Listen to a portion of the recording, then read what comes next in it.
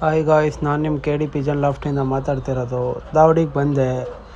ಎಲ್ಲ ಮೇವ್ಟ್ರೆಗಳನ್ನೆಲ್ಲ ಒಂದೊಂದೇ ಎತ್ತದೆ.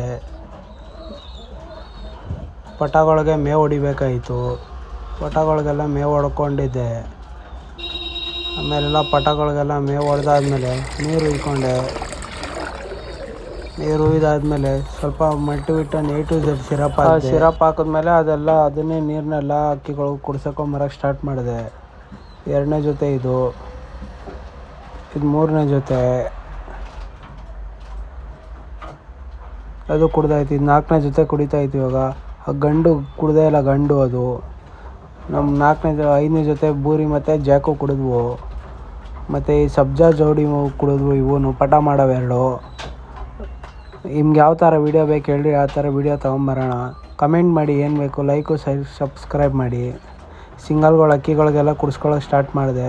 ಇವತ್ತಿನ ವೀಡಿಯೋ ಇಷ್ಟೇ ಗೈಸ್, ಬಾಯ್. Like share